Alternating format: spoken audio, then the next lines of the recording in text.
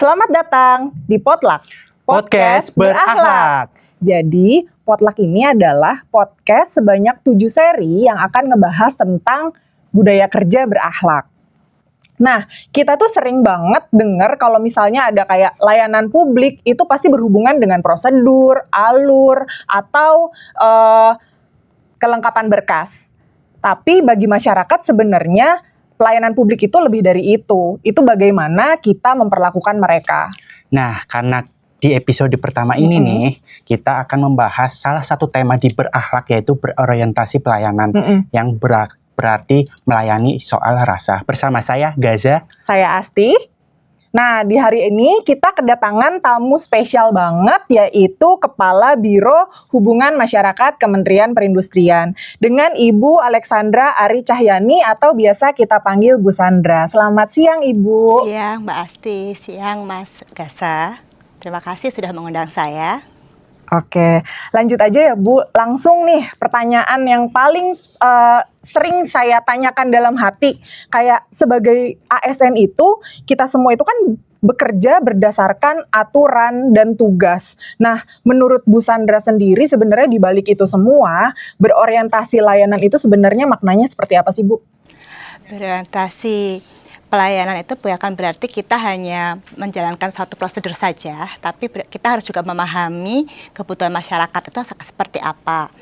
Dalam hal ini adalah perusahaan industri ya, kalau di pelayanan publik ini. Jadi mereka datang tuh tidak hanya untuk membawa dokumen saja, tapi juga mereka berharap tuh agar urusannya bisa selesai. Jadi kami di sini pelayanan publik itu akan memberikan solusi bagi mereka agar apa yang mereka tanyakan nanti dapat kita selesaikan dan mereka pun bisa menjadi puas atas pelayanan kita. Berarti sistemnya nggak cuma jalani prosedur saja ya Bu, tetapi benar-benar kita jadi problem solver. Jadi kita tujuannya itu pengen ngebantu gitu masyarakat atau pelaku industri, bagaimana caranya kita sebagai pelaku industri itu bisa merasa terbantu. Nah Bu, kita sebagai ASN itu apakah kita harus bersikap proaktif atau alias jemput bola atau malah kita bersikap reaktif? Sebagai ASN kita seharusnya proaktif ya, apalagi dalam hal ini, dalam kerangka pelayanan publik ini, kita harus memberikan informasi, lalu membantu masyarakat untuk memahami proses, serta juga mengantisipasi kebutuhan yang mungkin akan muncul, dan selama itu tetap pada koridor peraturan yang ada. Di sini juga kita juga sebagai ASN juga berhak untuk kita memberikan yang terbaik buat para pelanggan yang datang kepada kita. Oke, sebenarnya yang menarik adalah ketika di satu sisi kan kita harus bekerja sesuai dengan peraturan ya, harus selalu sesuai dengan peraturan. Tapi di sisi lain juga kita dituntut untuk bisa peka terhadap kebutuhan masyarakat. Nah, sebenarnya bagaimana sih cara kita menjaga keseimbangan antara mematuhi peraturan dengan kita peka dan kita bisa menjawab kebutuhan masyarakat? Baik, kita juga bisa menjawabnya, harus tetap koridor aturan yang tetapi juga kita menjawabnya dengan secara humanis. Jadi kita mengajak para pelanggan atau perusahaan industri ini yang apa yang mereka butuhkan kita jawab, tapi tidak dengan bahasa yang kaku, tapi bahasa yang humanis. Jadi mereka seperti teman curhat saja, lalu kita bisa memberikan solusinya dan mengenal langsung ke hati mereka, seperti itu. Tapi juga sesuai dengan aturan ya tentu saja. Wah, ternyata perlakuan humasnya itu ngebekas banget ya di pelaku industri ya Mbak Asti ya. Menurut Ibu Sandra sendiri, ketika masyarakat melakukan pelayanan publik, tentunya pasti ada core memory atau yang bikin momen gagal move on Mbak. Kalau buat kalangan muda, jadi kayak melakukan pelayanan publik itu, apakah masyarakat itu mempunyai core memory tersendiri, Ibu? Core memory itu lebih ke seperti apa yang diingat oleh masyarakat? Ya, kami tetap ingin masyarakat mengingat bahwa dengan ada pelayanan publik yang kita siapkan, mereka bisa mendapatkan solusi. Bukan memori buruk ya, tapi tentu saja memori yang baik. Nah, untuk itu, pelayanan publik di kami ini diharapkan juga bisa menjelaskan dengan secara jelas, tetapi juga ketika pada saat mereka datang secara emosional, misalkan ada yang seperti itu, juga kita menjelaskan juga jangan terbawa emosi, tetapi juga kita pelan-pelan kita sampaikan seperti apa kekurangan, misalkan ada kekurangan data atau misalkan ada kesalahpahaman dalam memasukkan data-data, kita bantu sebisa mungkin tidak dengan emosi agar mereka kalau dengan seperti kita sama dengan tenang itu akan bisa membantu dan memberikan solusi yang terbaik sehingga nanti pelanggan harus kembali lagi hari berikutnya dengan happy dan langsung bisa terpecahkan solusinya. Oke, jadi memang sikap kita, sikap petugas dalam memberikan layanan publik ke masyarakat itu benar-benar seberpengaruh itu ya Bu terhadap persepsi mereka secara keseluruhan atas layanan publik kita yang kita berikan gitu ya Bu ya. Betul.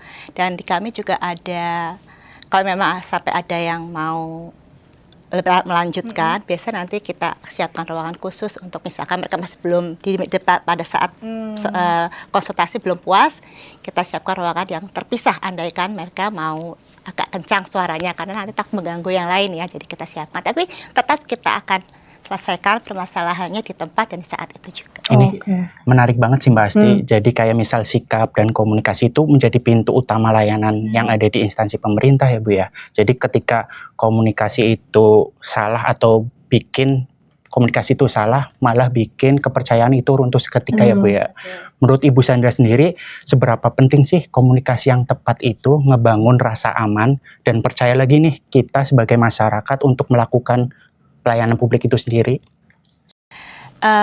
Ya, sikap itu sangat berpengaruh seperti yang Dimas sampaikan. Maka dibutuhkan untuk kesabaran ya, sikap kesabaran, ramah dan juga profesional itu dapat menutupi semua keterbatasan proses. Jadi teman-teman di pelayanan publik itu memang dituntut agar bisa melaksanakan itu semua meskipun juga sambil memberikan solusi. Jadi kita jangan kata saya sudah sampaikan di sebelumnya, jangan terpancing emosi agar bisa menjawab semua pertanyaan-pertanyaan yang ditanyakan oleh para pelanggan seperti itu. Dan jadi yang saya dengar, yang saya pelajari juga adalah bahwa kita ini sebagai ASN juga harus bisa memperlakukan mereka sebagaimana kita ingin diperlakukan. Dan kita juga harus melihat dari point of view mereka ya Bu ya dalam memberikan layanan publik gitu. Nah, kalau kita membahas tentang point of view kita sebagai masyarakat gitu ya. Kalau misalnya kita ada membayangkan diri kita sebagai masyarakat, sebenarnya ketika kita datang ke kantor pelayanan publik, apa sih yang sebenarnya dibutuhkan oleh masyarakat, Bu? Solusi ya. Pasti kita datang ingin menanyakan sesuatu dan diharapkan pertanyaan kita terjawab nih dengan datang ke pusat pelayanan publik ini tadi. Nah, untuk itu maka kami pasti sebagai pelanggan ingin mendapatkan penjelasan sejelas-jelasnya. Nah, kami berharap juga pelayanan publik itu bisa memberikan itu agar kami juga lebih tenang dan tidak lagi mempertanyakan. Kalau datang itu butuh waktu ya pasti dari mereka. Pasti mereka inginnya sekali datang, mudah-mudahan bisa terselesaikan seperti itu. Benar-benar ngebuka mata banget sih Mbak Asti, Bu. Jadi kayak pelayanan itu memang POV dari masyarakat itu penting karena pada dasarnya kita sebagai ASN bukan menghakimi masyarakat bahwa kebijakan-kebijakan atau regulasi-regulasi itu sebagai solutif bagi regulasi-regulasi yang tadi. Jadi ketika apabila ASN ada atau gagal tidak mampu pelayanan itu, menjadikan ASN itu gagal atau melihat pelayanan dari perspektif masyarakat itu sendiri ya Bu ya. Oke. Sebenarnya kalau menurut Ibu, resikonya tuh apa sih Bu kalau misalnya kita sebagai ASN itu nggak mampu melihat pelayanan ini dari sudut pandang masyarakat? Ya, pasti kepercayaan publik akan runtuh ya Mbak. Itu yang kita tidak harapkan. Karena kita berharap juga sebagai, itu kan seperti pintu masuk ya, pelayanan publik itu pintu masuk mengenai citra kementerian. Ya, kami berharap teman-teman di pelayanan publik ini bisa menjawab semua itu ya dengan tadi sikap juga attitude dan juga knowledge, yaitu mereka juga harus paham apa yang ditanyakan dan memang ada aturannya. Andaikan mungkin pada saat itu mereka bingung, misal butuh bantuan atau perlu ada, mungkin bisa bertanya kepada koordinatornya atau apa, tapi tetap diusahakan secara profesional menjawab dan memberikan jawaban yang solutif bagi para pelanggannya. Oke, salah satu yang perlu kita lakukan atau sifat yang kita butuh untuk miliki itu kan salah satunya empati ya Bu ya. Empati bagaimana kita memperlakukan mereka gitu ya. Nah, sebenarnya kalau dari Ibu yang berpengalaman di pelayanan publik ini, gimana sih cara kita melatih empati dalam rutinitas kerja kita kan yang lumayan padat ya Bu ya. Gimana cara melatih empati itu Bu?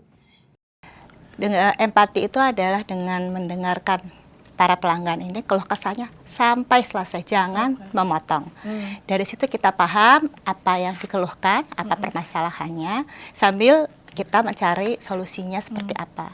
Nanti dari situ kita pun akan terbangun merasa, oh berarti memang kebutuhannya adalah seperti ini. Maka mungkin jawabannya seperti, andaikan memang masih belum puas, kita dengarkan lagi secara diulang lagi, nggak apa-apa. Oh itu kesabaran dan juga tidak memotong pembicaraan dari si pelanggan itu. Asli ini ngena banget sih ketika kita di posisi mereka juga ingin dihargai, kemudian didengarkan juga kan ya. Karena biar teman-teman ASN yang sedang nonton ini tahu atau punya gambaran aksi nyata nih Bu, menurut Ibu sendiri contoh langkah kecil apa sih yang mungkin berdampak atau berkesan bagi para ASN saat sedang melakukan pelayanan sehari-hari? Kita bisa mendengarkannya tadi ya, mendengarkan sampai tuntas semua permasalahan menggunakan bahasa yang sederhana tadi ya, lebih humanis saja dalam memberikan jawaban atau memberikan solusi, lebih humanis agar lebih mengena. Jangan terlalu kaku, karena kalau kaku pun nanti mereka malah tambah emosi. Atau jangan bilang sesuai aturan ini, itu mereka berarti itu diblok sama kita kan, tapi kita tidak sebaiknya jangan menggunakan kata-kata seperti itu, tapi menggunakan kata-kata lebih humanis, kita bantu, kita coba, seperti itu. Oke, kalau kita ngomongin tentang peran pimpinan Bu, sebenarnya gimana sih Bu peran pimpinan dalam memastikan perubahan-perubahan kecil yang tadi Ibu sebutkan itu bisa tetap diimplementasikan dengan konsisten oleh seluruh pegawai, utamanya oleh para petugas pelayanan publik ya Bu ya? Peran sebagai pimpinan di sini adalah sebagai pengarah dan juga penguat budaya kerja. Jadi ketika pimpinan ini care, pimpinan ini juga peduli dengan apa yang teman-teman lakukan, dengan ya hanya sekedar mengunjungi saja pada saat mereka bekerja, itu sudah menjadikan nilai plus. Jadi teman-teman merasa, oh kami ada yang melindungi, kami ada yang memonitor. Itu cukup membuat teman-teman menjadi lebih bersemangat dalam memberikan pelayanan dan juga mengurangi mungkin kesalahan-kesalahan, misalkan dalam pemberian masukan kepada itu. Karena oh ada yang menjaga kami nih di belakang, jadi kami tidak boleh asal bicara, asal memberikan solusi, seperti itu. Menarik nih Bu, Mbak, ketika kalau ada gerakan kecil yang dilakukan kita secara terus-menerus mungkin akan menimbulkan kayak snowball effect ya.